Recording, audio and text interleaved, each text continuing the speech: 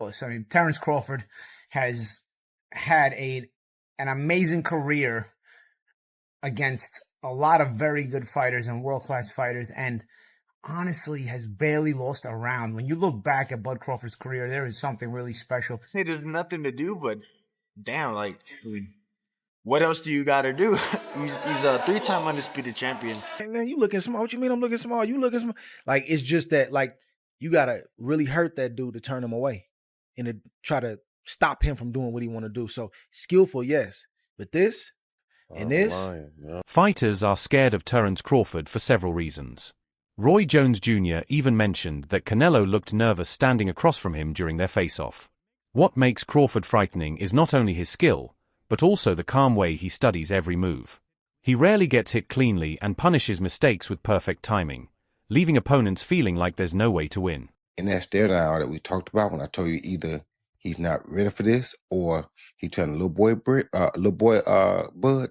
He wasn't trying to little boy Bud. He really was afraid, well, not afraid, but he was worried about Bud.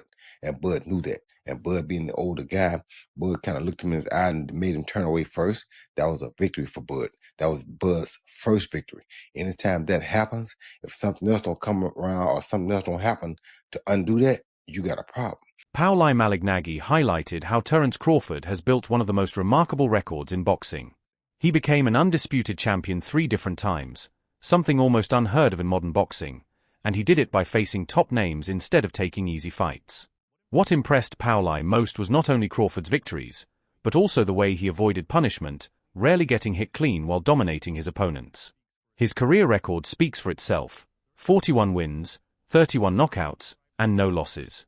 Pauli described this run as historic and pointed out that Crawford's recent triumph over Canelo was more than just another victory. To him, it felt like the start of a new era, similar to how Floyd Mayweather once ruled his time.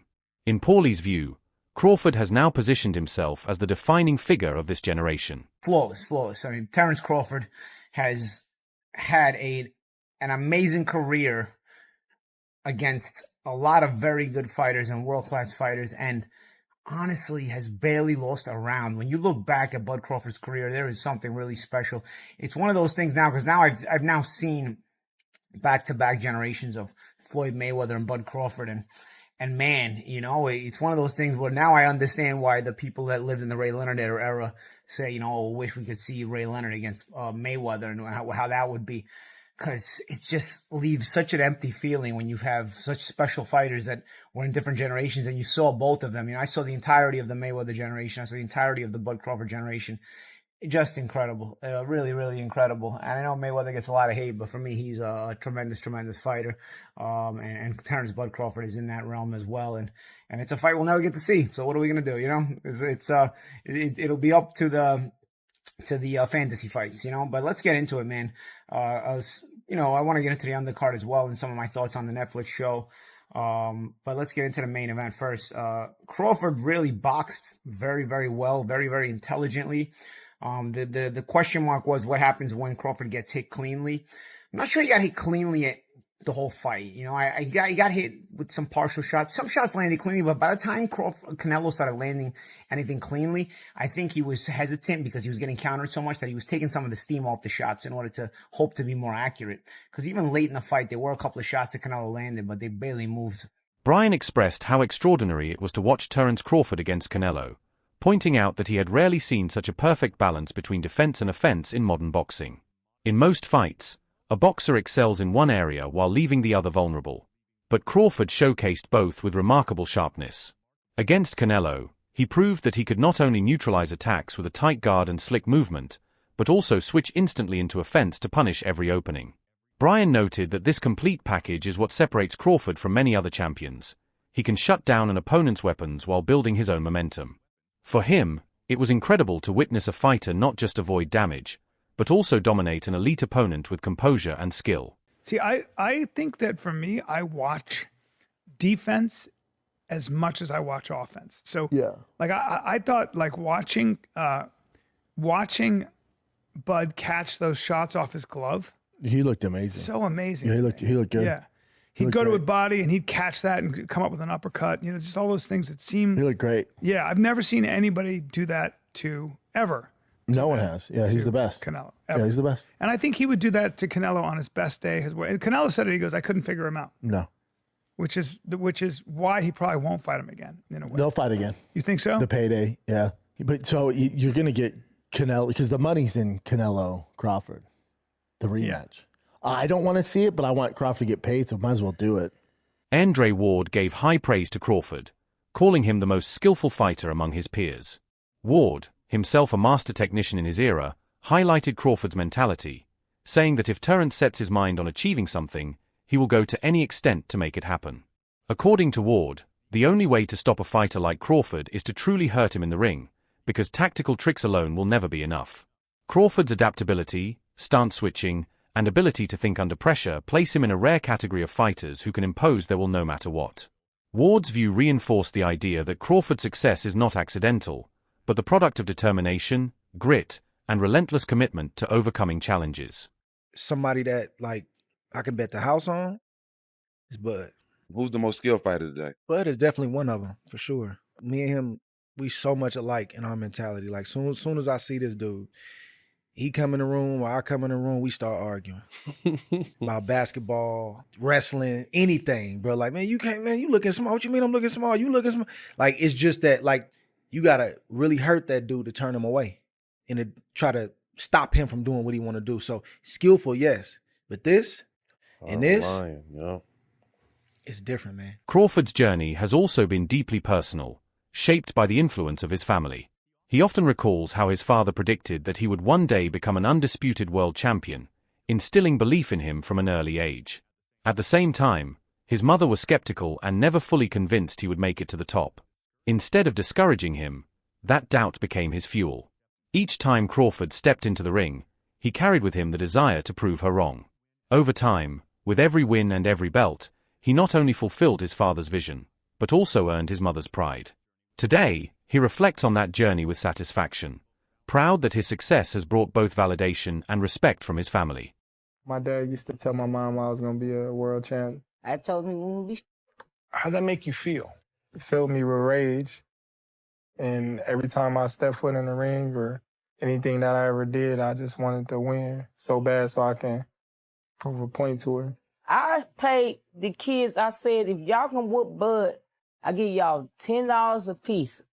Could none whoop him. You went out on the street.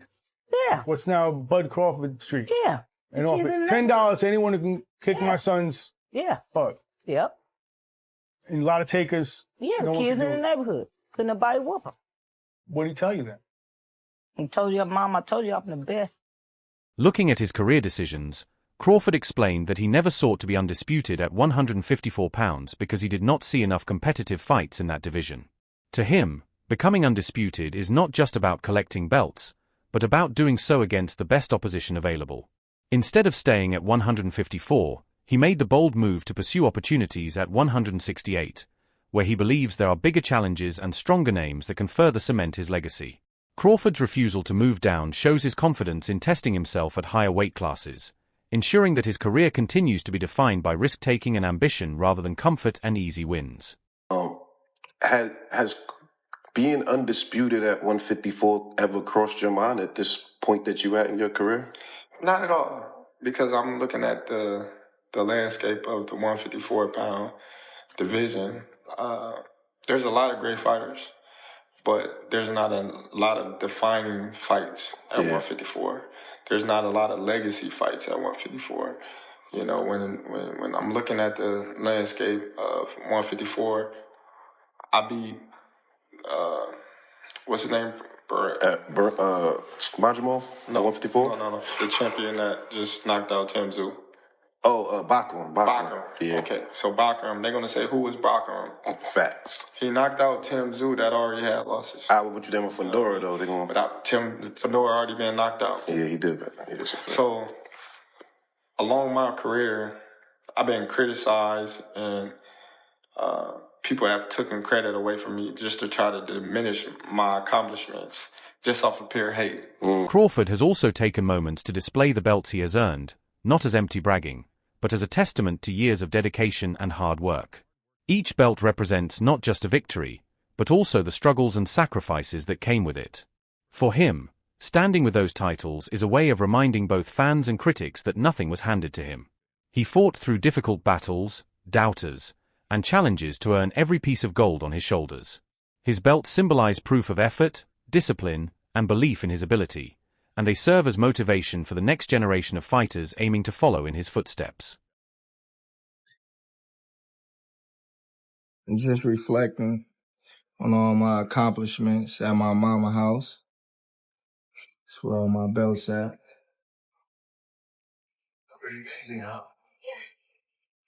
You know, hard work, dedication.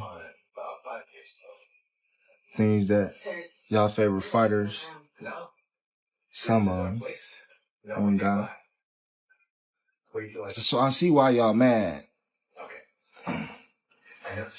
See why y'all mad. Ooh, look at that one right there. This where it all started at. Right here. This one. In Texas.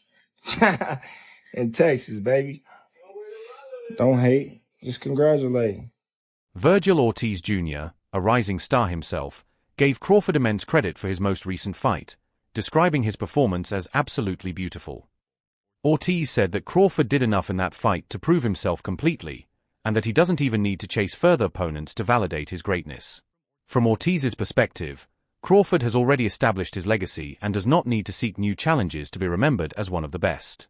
This admiration, coming from a young and ambitious fighter, shows how deeply Crawford's dominance has impressed the new generation, leaving them in awe of what he has already accomplished.